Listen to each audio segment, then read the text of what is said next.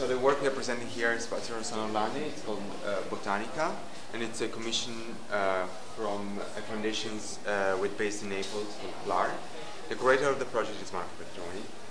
Basically, what the foundation asked to us, because they are working a lot with plastic and restorations of plastic, is to come up with collections of pieces in plastic.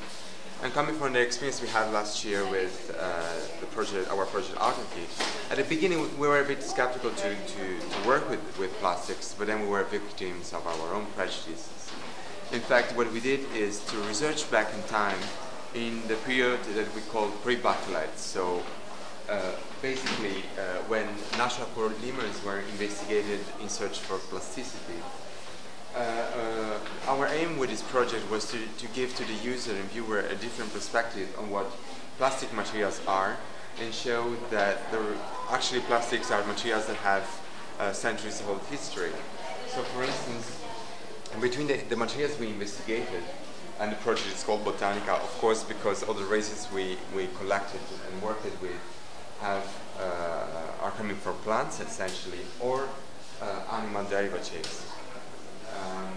So between the materials we worked, there is a natural shellac, that is the excrement of an insect that colonized trees, and then they are collected and made more refined.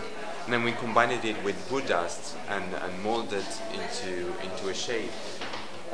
Then we also had damar, that is another resin from plants.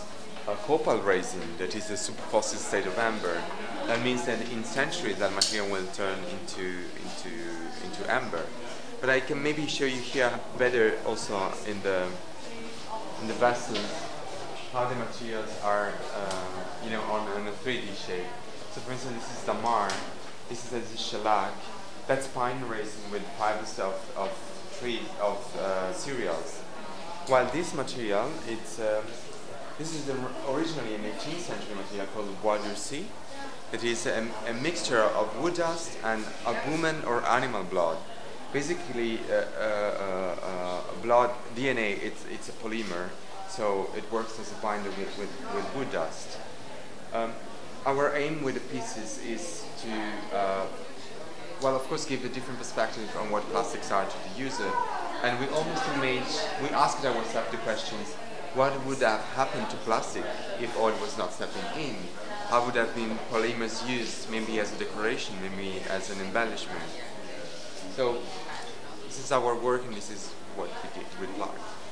What was also really interesting in working with the material is that we wanted, basically they are plastics, but what we thought was interesting was to give to plastics this kind of crafted quality. So you can almost really see in the surfaces of the objects, like the handwork in making the piece. Because what we did is rolling down while the resin was still warm, slices of material, and then putting them together into a mold and warming up with a heating gun.